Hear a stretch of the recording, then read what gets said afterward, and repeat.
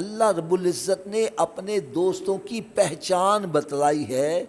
میرے دوستوں کے اندر صفت کیا پائی جائے گی, میں دوست کن کو بناتا ہوں ان کی نشانیاں بتلائی ہیں. فرمایا جن کو میں دوست بناتا ہوں ان میں دو باتیں پائی جائیں گی. نمبر ایک, الذین آمنوا, وہ صاحب ایمان ہوں گے. کون ہوں گے؟ تھوڑا سا اونچی آواز سے. اس سے پتہ چلا بے ایمان اللہ کا دوست. پھر بولے بے ایمان اللہ کا دوست. تو پھر ہم عیسائیوں کے پاس کیوں جاتے ہیں؟ ہندوؤں کے پاس کیا لینے جاتے ہیں؟ غیر مسلموں کے پاس کیوں جاتے ہیں؟ یقین جانو, میں ایک تو ہوتے نا سنی سنائی بات, مغل پورہ تھانے کی بیک سائڈ پہ نا ایک عیسائیوں کی عبادت ہے, عیسیٰ آباد اس کو بولتے ہیں. مجھے وہاں پر عیسائی بھی رہتے ہیں اور مسلمان بھی آباد ہیں. کسی مجبوری کے تحت مجھے وہاں پر رہائش لے جانی پڑی. میرے پاس ریلوے کی کوٹھی تھی. انہوں نے کہا جی ہم نے ریپیئر کرنی ہے لہٰذا آپ شفٹ ہو جائیں. یقین جانو وہاں پر میں نے دیکھا کوئی منگل سائیں ہے, کوئی بدھ سائیں بنا ہوا ہے. عیسائی ہیں اور مسلمان ان کے پاس دڑا دڑ جا رہے ہیں. یہ سب قرآن سے دوری کا نتیجہ ہے. اگر ہم قرآن پاک پڑھنا شروع کر دیں, اس کو سمجھنا شروع کر دیں, تو ان کی دکانداریاں خود ہی بند ہو جائیں. اللہ کے ولی کی پہلی صفت یہ ہے کہ وہ صاحب ایمان ہوگا. بے ایمان اللہ کا دوست. دوسری صفت جو بتلائی, وَكَانُوا يَتَّقُونَ, وہ متقی پرہیزگار بھی ہوگا, وہ اللہ سے ڈرنے والا بھی ہوگا. اور متقی کون ہوتا ہے؟ جس کے پاس علم ہوگا. اللہ سے ڈرے گا کون؟ جو صاحب علم ہوگا. قرآن یہ کہہ رہا ہے انما یخشی اللہ من عبادہ العلماء. رب تعالیٰ ارشاد فرمایا بے شک مجھ سے وہی ڈرتا ہے جو اہل علم ہوتا ہے. جس بندے کو یہی نہیں پتا حلال کیا ہے حرام کیا ہے, وہ تو یہی کہے گا سب جائز ہے, ایویں مولوی ڈران دینے. اور جس کو پتا ہو یہ چیز حلال ہے یہ حرام ہے, اور حرام کھانے کی یہ سزائیں ہیں, اور حلال کھانے کے یہ فائدے ہیں, رب تعالیٰ کی نافرمانی کرنے کی سزائیں کیا ہیں, اور اللہ تعالیٰ کی فرما برداری کرنے میں انعامات کیا ہیں, وہ اس سے اگر کوئی غلطی ہو جائے گی وہ ڈرے گا, بلکہ وہ ڈرتا ہوا برائی کے قریب ہی نہیں جائے گا.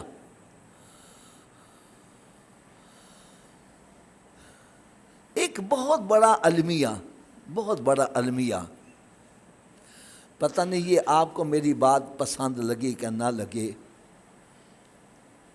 ہم ولیوں کا جب ذکر کرتے ہیں, ان کی کرامتیں بیان کرتے ہیں, ان کے کمالات بیان کرتے ہیں, یہ نہیں بتلاتے وہ کتنے بڑے عالم دین تھے. ان کے علم کا پہلو ہم چھیڑتے ہی نہیں ہیں, جس کا نتیجہ کیا نکلتا, ہر ایرو غیرہ نتھو خیرہ, ہر جاہل بندے کو ہم نے پیر ماننا شروع کر دیا.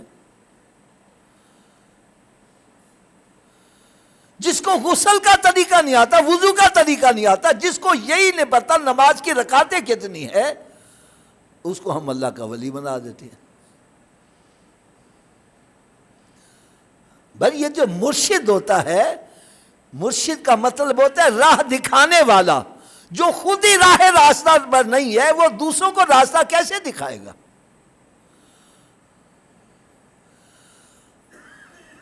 اب جتنے بھی اولیاء کرام ہیں مشہور, آپ ان کی حالات زندگی پڑھ کے دیکھو. غوث اعظم کو ہم پیرانے پیر تو کہتے ہیں، ارے وہ پیرانے پیر کے ساتھ ساتھ عالم دین بھی تھے، مفتی بھی تھے، اور بہت بڑا جامعہ نظامیہ چلانے والے تھے۔ وہاں سے ہزاروں کی تعداد میں لوگ فارغ ہو کے جا رہے ہیں، ہم یہ پہلو ان کا بیان ہی نہیں کرتے۔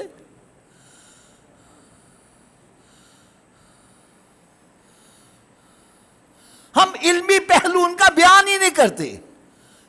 لہذا جب ہم نے یہ سمجھ لیا کہ ولی جو ہے اس کے لیے علم کا ہونا ضروری نہیں ہے، تو ہر بندہ ہی ولی بنا بیٹھا ہے۔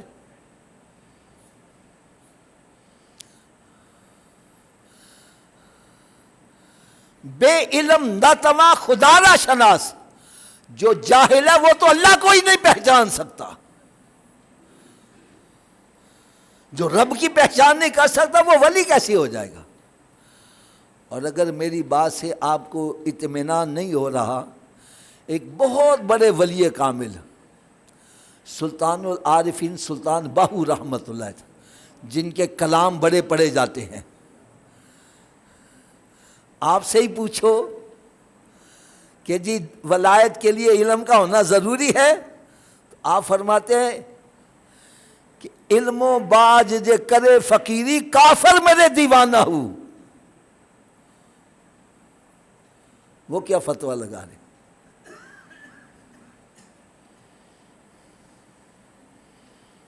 دیکھو حضور داتا گنج بخش رحمۃ اللہ تعالی علیہ، آپ کا علم کا اگر اندازہ لگانا ہو تو جو آج کے دور میں آپ کی کتاب ہے کشف المحجوب شریف، اس کا مطالعہ کر کے دیکھو یار، بڑے بڑے اہل علم بندے اس کتاب کو سمجھنے سے قاصر ہو جاتے ہیں، اتنے علم والے تھے، اتنی اونچی اونچی باتیں لکھ گئے ہوئے ہیں، عام بندے کی سمجھ میں نہیں آ رہی۔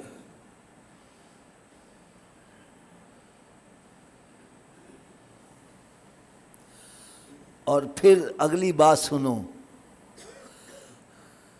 میں کہتا ہوں اگر ہم حضور داتا گنج بخش رحمت اللہ تعالی علیہ کی حالات زندگی ہی اگر ہم پڑھ لینا، ہم سچ اور جھوٹے کی پہچان آسانی سے ہو جائے۔ حضور داتا گنج بخش رحمت اللہ تعالی علیہ اپنا گھر بار چھوڑ کر لاہور تشریف لائے۔ تھوڑی سی اونچی آواز سے جواب دیں گے؟ آپ نوٹوں کے لیے آئے تھے؟ ووٹوں کے لیے آئے تھے؟ کوٹھی کاریں بنانے کے لیے آئے تھے؟ آپ اللہ کی رضا کے لیے آئے تھے اور دین کی تبلیغ کے لیے آئے تھے، غیر مسلموں کو اسلام کی دعوت دینے آئے تھے اور گمراہ لوگوں کو سیدھے راستے پر لانے کے لیے آئے تھے۔ کیا آج ہمارا یہ مشن ہے؟ آج کل ایسے ایسے پیر ہیں اور کہنا تو بس سانو نظرانے دے جا، تیری جنت جیسی ذمہ دار، تو مت گھبرا، اسی تیرے ٹھیکے دار ہاں۔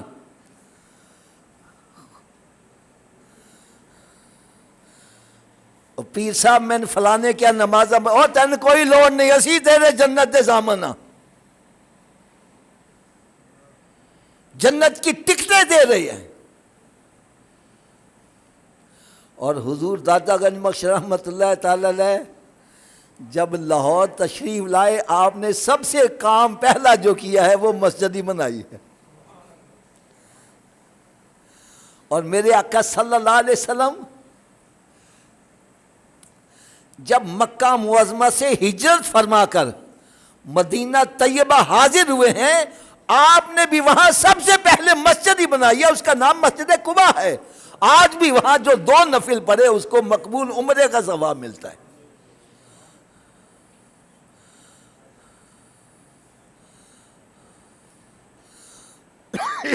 آج ایسے ایسے پیر بنے بیٹھے ہیں۔ ایک بندے سے میں نے پوچھا، میں نے کہا جی آپ کہتے ہیں کہ دل کی ہماری نماز ہے، یہ جو مسجدوں میں نمازیں پڑھتے ہیں، گھر میں نماز میں دکھاوے کی نمازیں، ہم دل کی نماز پڑھتے ہیں۔ میں نے کہا جی دل کی نماز کے لیے مسجد کی لوڑ ہے؟ کہتا نہیں، اسی کدی مسیطے بڑے ہی نہیں۔ یہ میں مسجد میں بیٹھا صحیح بات بتا، میں نے کہا جی اگر مسجد کی ضرورت نہیں اسلام میں تو قرآن میں مسجد کا ذکر کیوں آیا ہے؟ میرے آقا صلی اللہ علیہ وسلم نے مسجد کیوں بنائی؟ کیا سرکار کا کوئی عمل معاذ اللہ فضول ہو سکتا ہے؟ تو فضول ہوگا، میرے آقا کا کوئی عمل بھی فضول نہیں ہو سکتا۔ سرکار صلی اللہ علیہ وسلم نے پہلے جا کر مسجد بنائی ہے اور تو مسجد میں جا ہی نہیں رہا یار۔ تیری مسجد سے دشمنی ہے تو اللہ کا دوست کیسے ہو گیا؟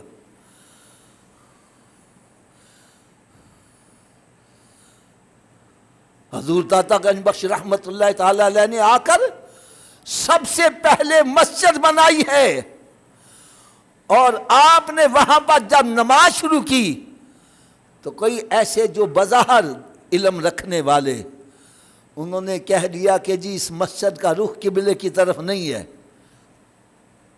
یہاں نماز نہیں ہو سکتی۔ تو حضور داتا گنج بخش رحمت اللہ کوئی جلال میں نہیں آئے، غصے میں نہیں آئے، مخالفتیں ہوتی ہیں۔ آپ نے ان سب کو دعوت دی، فرمایا تم کہتے ہو یار مسجد کا قبلہ صحیح نہیں ہے، آؤ ذرا نماز پڑھتے ہیں پھر بعد میں بیٹھ کر گفتگو کریں گے۔ انہوں نے کہا ٹھیک ہے جی۔ وہ سارے جناب پیچھے آ کے کھڑے ہو گئے، آپ امامت کروا رہے ہیں۔ جب سب نے نیت کی، پیچھے اس امام کے منہ طرف، اونچی بولو یار، منہ طرف، تو قبلہ آنکھوں کے سامنے سب نے دیکھ لیا ہے۔ آج بھی کئی ایسی مساجدیں جن کا رخ جو ہے قبلے کا حضور داتا گنج بخش رحمت اللہ تعالیٰ کے مسجد کے قبلے کے مطابق رکھا گیا۔ ہماری سید صاحب قبلہ ابو البرکہ شاہ صاحب رحمت اللہ تعالیٰ علیہ کی مسجد، یہ لوکو شاہ میں جہاں آپ جمعہ پڑھایا کرتے تھے، اس کا پہلے کی قبلے کی سمت رکھی گئی، تو وہ میرا مطلب ہے کہ مسجد کا جو جگہ تھی نا اس کی کوئی صحیح طرح سے سمت نہیں بن رہی تھی، تو پھر وہاں پر انہوں نے بلایا کہ داتا صاحب رحمت اللہ کی مسجد کا رخ جو ہے نا اس کے مطابق یہاں رکھا جائے، تو اس مسجد کا رخ بھی اس طرح سے رکھا۔ آپ اہل علم، اور آج بھی اگر آپ حضرات دیکھنا چاہیں، حضور داتا گنج بخش رحمت اللہ تعالیٰ کے مزار شریف پر جامع حجویریہ کھلا ہوا ہے، اور جہاں بڑے بڑے مفتی پڑھا رہے ہیں اور وہاں سے سینکڑوں کی تعداد میں عالم دین فارغ ہو رہے ہیں، یہ آپ کا فیض ہے۔ یعنی اس سے پتہ چلا جو اہل علم ہوگا اس کے دل میں ہی خوف خدا ہوگا، وہی حلال حرام کی تمیز کرے گا اور اس کے دل میں خوف ہوگا۔ اور قرآن یہ کہہ رہا ہے ان اکرمکم عند اللہ اتقاکم، اللہ کے ہاں قرب کا مقام اسی کو حاصل ہے جو تقوی پرہیزگاری میں اونچا مقام رکھتا ہے۔ اور ایک اور بڑی دکھ والی بات، خاص طور پر میرے جو نوجوان بھائی ہیں بڑی توجہ سے سنیے گا، یہ بخاری شریف کی حدیث ہے۔ پیارے آقا صلی اللہ علیہ وسلم نے ارشاد فرمایا کہ رب ذوالجلال نے ارشاد فرمایا جب میرا بندہ، یہ بات توجہ سے سنا، میرا بندہ فرائض، واجبات اور سنتیں ادا کرنے کے بعد نوافل کی کثرت کرتا ہے۔ کیا کرتا ہے؟ اونچی بولو، تھوڑا سا اونچی آواز۔ نوافل کی کثرت کرتا ہے، پھر وہ میرے قریب ہوتا چلا جاتا ہے۔ یتقرب الی بنوافل، کثرت نوافل کی وجہ سے بندہ میرے قریب ہوتا چلا جاتا ہے، اور پھر ایک مقام قرب وہ بھی آتا ہے۔ رب تعالیٰ ارشاد فرماتا ہے میں اس کی آنکھیں بن جاتا ہوں جس سے وہ دیکھتا ہے، اس کے کان بن جاتا ہوں جس سے وہ سنتا ہے، اس کے ہاتھ بن جاتا ہوں جس سے وہ پکڑتا ہے، اس کی زبان بن جاتا ہوں جس سے وہ بولتا ہے۔ یعنی اعضاء بندے کے ہی رہتے ہیں، طاقت اس میں خدائی آ جاتی ہے۔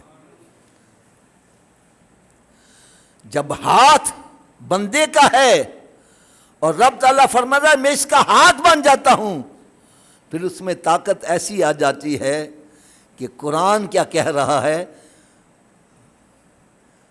حضرت سلیمان علیہ السلام کے دربار میں بیٹھ کر پلک جھپکنے سے پہلے بلقیس شہزادی کا تخت لا کر دکھا رہے. یہ طاقتیں ہیں جو اللہ تعالیٰ عطا ہوئی، یہ قرآن سے ثابت ہے. حضرت سلیمان علیہ السلام فرماتے ہیں قال یا ایھا الملأ، اے میرے درباریو، تم میں سے کون ہے جو بلقیس شہزادی کا تخت یہاں آنے سے پہلے لیا. قرآن کہتے ہیں قال عفریت من الجن، ایک جن کھڑا ہوا، کہنے لگا جی میں لا سکتا ہوں. کتنی دیر میں؟ کہنے لگے قبل ان تقوم من مقامک، آپ کی محفل برخاست ہونے سے پہلے لے آؤں گا. فرمایا بیٹھ جو، مجھے جلدی چاہیے. قرآن کہتے ہیں قال الذی عندہ علم من الکتاب، ایک بندہ کھڑا ہو جس کے بعد کتاب کا علم تھا. کہنے لگا انا آتیک، میں لا سکتا ہوں. پوچھا کتنی دیر میں لاؤ گے؟ کہنے لگے یہ قبل ان یرتد الیک طرف، آپ کو پلک جھپکنے میں دیر لگے گی، تخت کے آنے میں اتنی دیر بھی نہیں لگے. کہاں؟ ملک سبا، وہاں سے تخت لانا ہے، اور تخت بائی کے چھٹانگ، 2 چھٹانگ کا نہیں، 40 گز چوڑا، 40 گز اونچا اور 80 گز لمبا تخت. 7 کوٹھڑیوں میں وہ بند کر کے آئی تھی. نہ کوئی تالا ٹوٹا ہے، تخت سامنے پڑا ہوا ہے. یہ کب ہوتا ہے؟ اب میں دکھ والی جو بات کہنے لگا ہوں، انسان کو اللہ کا قرب حاصل ہوتا ہے نوافل کی وجہ سے. آج کہنے نفل پڑھنے کی لوڑ ہی کوئی نہیں، ایویں مولویاں نے بنائے ہیں. فرض پڑھو، سلام پھیرو، وہ جاؤ. اب دیکھیں جمعے کی نماز میں سلام پھیرتے ہی وہ ہو جاتے ہیں. کئی ہمارے پکے نمازی نماز پڑھ کے سلام پھیرتے ہیں، یہ بھی نہیں دیکھتے پیچھے کوئی نماز پڑھ رہا کہ جلدی جلدی بھاگنے کی کرتے ہیں جیسے اندر کوئی پتہ نہیں گولی چل رہی ہے یار. اور کئی ایسے بندے، آپ حضرات بھی چیک کیجئے کہ ہو سکتا ہے میری نظر دھوکہ کھاتی ہو، نماز پڑھنے کے بعد فارغ بیٹھے ہوئے ہیں، نفل نہیں پڑھے.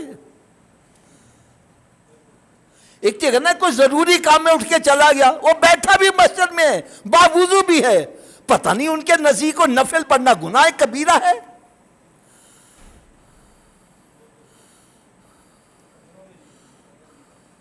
پڑھتے ہی نہیں نفل، اور بلکہ منع کر رہے ہیں، اور کوئی لوڑ نہیں. ایویں مولویاں نے بنائے انہیں. حالانکہ حدیث پاک میں واضح طور پر آتا ہے کہ قیامت کے روز مسلمان سے سب سے پہلا سوال اس کی نماز کا ہوگا، فرائض کا ہوگا. کائے کا ہوگا؟ اونچی بولو. اور فرمایا جس کے فرائض کم ہو گئے، حکم ہوگا اس کے نوافل بھی شامل کر لو. تو جب نفل پڑے ہی نہیں تو پھر اتھے کی بنے گا کی؟ کوئی حضرت صاحب آپ میں سے ہاتھ کھڑا کر کے کہہ سکتا ہے کہ میں جو فرض پڑھتا ہوں اس میں کوئی کمی نہیں رہ جاتی؟ 100 غلطیاں رہ جاتی ہیں، اور یہ کمی کو پورا کریں گے نوافل. اگر نفل نہ پڑھے تو تیری نجات کیسی ہوگی؟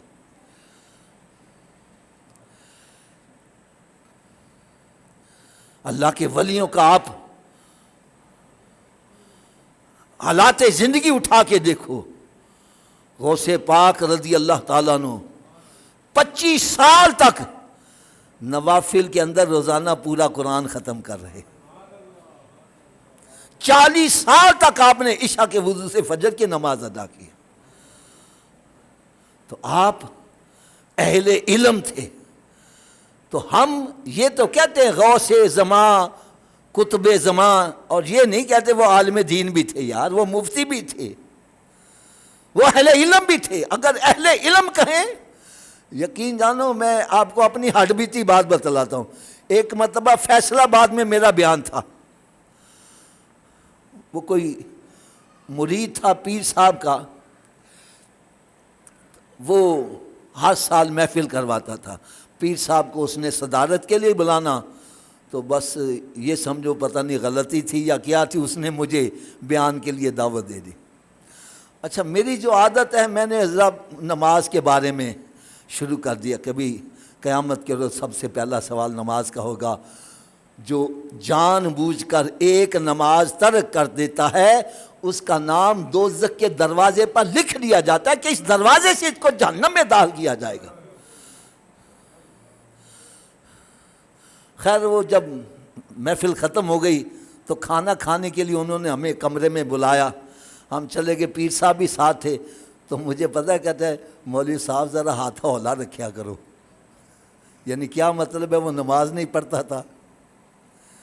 یہ تو حال بنا ہوا ہے بھائی۔ ان اولیاء اکرام کا یہ پہلو اجاگر کرو، آج کے دور میں اس کی بڑی اشد ضرورت ہے۔ جو بھی اللہ کا ولی ہے وہ عالم دین ہے۔ علم و بات جو کرے فقیری، کافر برے دیوانہ ہو۔ یہ کرامتیں بیان کی جاتی ہیں، اور بھائی کرامت کہتے ہیں خرقِ عادت کو۔ کس کو کہتے ہیں؟ جو عادت کے خلاف کام ہو جائے، اس کو کیا بولتے ہیں؟ کرامت۔ اللہ کے نبی کے ہاتھ سے ہوگا تو پھر یہ معجزہ ہوگا، اور ولی کے ہاتھ سے ہوگا، اس کو کیا بولیں گے؟ تو یہ خرقِ عادت غیر مسلم سے بھی ہو سکتا ہے، اس کو استدراج بولتے ہیں۔ اب میں آپ کو ایک آسان سی مثال دینے لگا ہوں، آسان سی مثال۔ یہ ممبر ہے، لکڑی کا بنا ہوا ہے، یہ بولتا نہیں ہے، نہ ہی یہ چلتا ہے۔ اگر یہ ممبر بولنے لگ پڑے، چلنے لگ پڑے، اس کو کہیں گے خرقِ عادت، عادت کے خلاف۔ کیا کہیں گے؟ اگر یہ ممبر چل رہا ہے اللہ کے نبی کے کہے سے، اس کو معجزہ کہیں گے۔ اگر اللہ کے ولی کے کہے سے چل رہا ہے تو اس کو کرامت بولیں گے، اور اگر کسی کافر کے کہے سے چل رہا ہے تو اس کو استدراج بولیں گے۔ اور بھائی اگر تم کرامت کو بیس بنا لو گے تو گمراہی کے بڑے چانسز ہیں، اس لیے کہ کرامت تو کافر سے بھی ہو سکتی ہے۔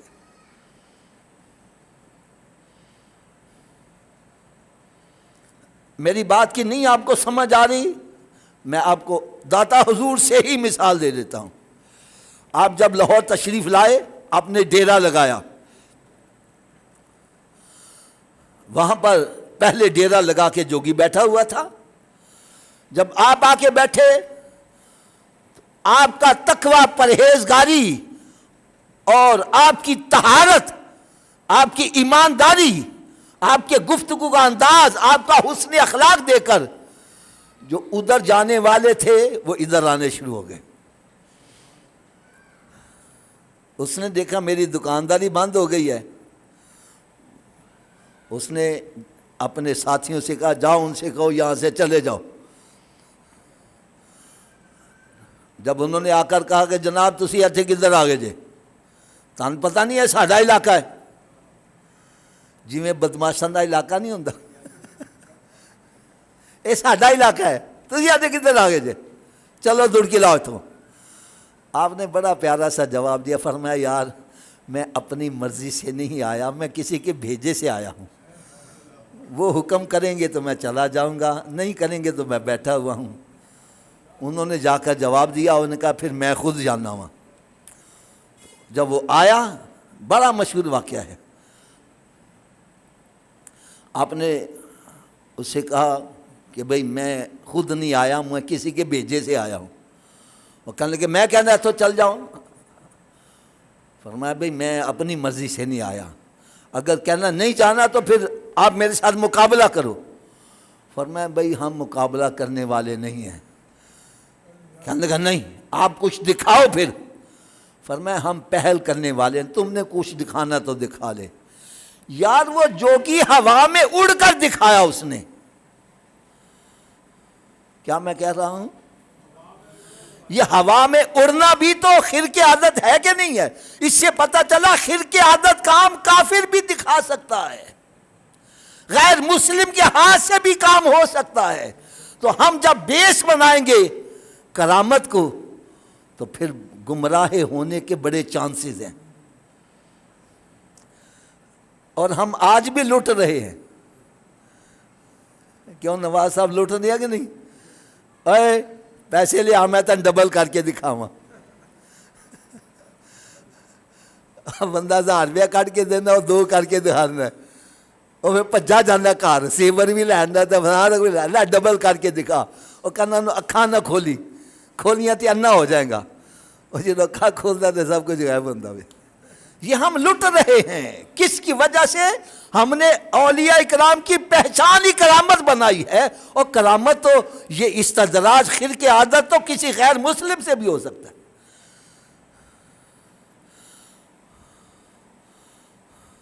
آپ نے پھر اپنی نالین پاک کو حکم دیا، وہ اڑی فضا میں اور اس کے سر پر لگی، نیچے آگے آ کے قدموں میں گر گیا، کہنا جی مجھے کلمہ پڑھاؤ، میں مسلمان ہونا چاہتا۔ اگر ہم بیس بنائیں گے کرامت کو تو پھر بھائی گمراہی کے چانسز بہت زیادہ ہیں، اور اگر ہم بیس تقوی پرہیزگاری کو بنائیں، سرکار صلی اللہ علیہ وسلم کی سنت کو بنائیں، پھر گمراہ ہونے کے چانسز نہیں ہے۔ اگر میری بات نہیں سمجھ آ رہی، میں آپ کو ایک بڑی پیاری سی ایمان افروز بات سنا دوں، بڑی ایمان افروز۔ ایک بندہ، کسی نے اللہ کے ولی کا بڑا شعرا سنا، بڑا چرچا، بڑے اللہ والے نے، یار بڑے اللہ والے نے، اس کے دل میں بھی تڑپ ہوئی کہ میں بھی جا کے تو ان سے کوئی فیض حاصل کر کے آؤں۔ وہ آ گیا، ایک دن، 2 دن، 3 دن، یوں سمجھو مہینہ پورا پیر صاحب کے پاس رہا، ان کی صحبت میں رہا۔ خیر مہینے کے بعد وہ واپس آنے لگا۔ اچھا جی پیر جی السلام علیکم، اجازت ہے میں جان لگا ہوں۔ آپ نے بٹھا دیا، یار تو آیا کدھر سا، آیا کدھر سا، جا کدھر رہے ہیں؟ کہنے لگا جی میں اصل چ تہاڈا شعرا بڑا سنیا سی، تسی بڑے ولی کامل جے، تو میں آپ کے پاس دیکھنے آیا تھا آپ کرامت کیا دکھاتے ہیں۔ میں پورا مہینہ آپ کے پاس رہا، آپ کے اندر کوئی میں نے کرامت نہیں دیکھی، لہٰذا میں واپس جا رہا ہوں۔ آپ نے ارشاد فرمایا تو 1 مہینہ میرے پاس رہا ہے، میرا کوئی عمل سنت کے خلاف دیکھا ہے؟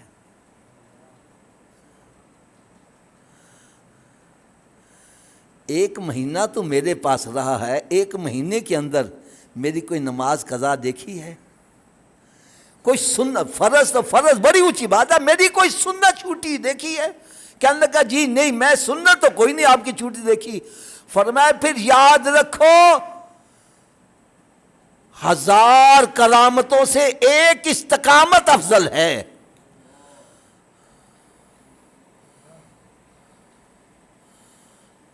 الاستقامت خیر من 1000 کرامہ، فرمایا 1 استقامت 1000 کرامتوں سے افضل ہے۔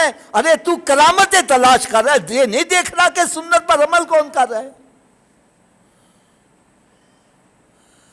یہ ہے اصل کام جو دیکھنے والا ہے، جس کی طرف سے ہم نے آنکھیں بند کر لی ہوئی ہیں۔ کوئی سنتیں چھوڑ رہا ہے، کوئی نماز نہیں پڑھا، کسی کو غسل کا طریقہ نہیں آتا، یعنی ہم نے کرائیٹیریا کیا بنایا ہے، جڑا 1 مہینہ نہ نہاوے وہ چھوٹا ولی، جڑا سال نہ نہاوے وہ وڈا ولی۔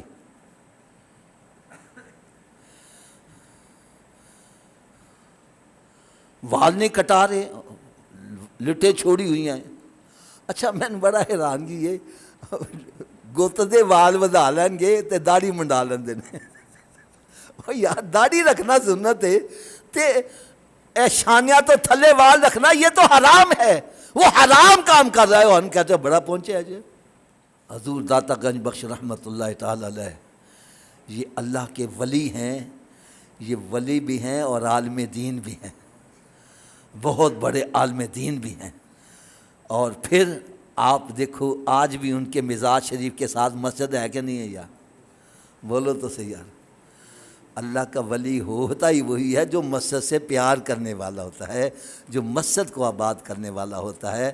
میں آخر میں ایک حدیث پاک سنا دوں، پھر انشاءاللہ تعالیٰ دعائے خیر کرتے ہیں۔ میرے آقا صلی اللہ علیہ وسلم نے ارشاد فرمایا میرے صحابہ، جب تم جنت کے باغوں میں جایا کرو تو وہاں کے پھل بھی کھایا کرو۔ کیا کیا کرو؟ صحابہ کرام حیران ہو گئے، یار ہمیں سمجھ نہیں لگی. آپ نے فرمایا جنت کے باغوں میں جایا کرو تو پھل کھایا کرو. جنت میں تو ہم جائیں گے قیامت کے روز جب نیکیاں بدیاں تلیں گی، جس کی نیکیاں زیادہ وہ جنت. آپ ابھی فرما رہے ہیں. تو میرے آقا صلی اللہ علیہ وسلم کا جواب سنو. فرمایا مسجدیں جنت کے باغات ہیں. اونچی بولو، مسجدیں جنت کے، مسجد جنت کے. جو دنیا میں رہ کر جنت کے باغ میں نہیں آ رہا، وہ قیامت کے روز جنت کے باغ میں کیسے چلا جائے گا یار. فرمایا مسجدیں جنت کے باغات ہیں، اور یہاں کا پھل کیا ہے؟ سبحان اللہ. کیا ہے جی؟ الحمدللہ، اللہ اکبر، لا الہ الا اللہ، درود و سلام پڑھنا، قرآن پاک کی تلاوت کرنا، یہ پھل ہے جنت کے. اس کا مطلب ہے مسجد میں آؤ، غیبتیں چغلیاں نہ کرو، فارغ نہ بیٹھو، اللہ تعالیٰ کا ذکر کیا کرو. اس لیے میری آپ سب سے مدنی التجا ہے، جب ہاتھ باندھ کے نماز کے اندر ہم یہ مانگتے ہیں اہدنا الصراط المستقیم، یا اللہ ہم اسی راستے پہ چلا، صراط الذین انعمت علیہم، راستہ ان کا جن پر تیرا انعام ہوا. تو پھر سلام پھیر کے یار کرکٹوں کے پیچھے نہ بھاگیا کرو. کوئی ہندوؤں کے پیچھے بھاگ رہا ہے، کوئی عیسائیوں کے پیچھے بھاگ رہا ہے. نماز سلام پھیر کے باہر نکلو تو اللہ کے ولیوں کے پیچھے چلنے کی، ان کے نقش قدم پر چلو، انعام یافتہ کے نقش قدم پر چلو. اللہ تعالیٰ مجھے اور آپ سب کو عمل کی توفیق عطا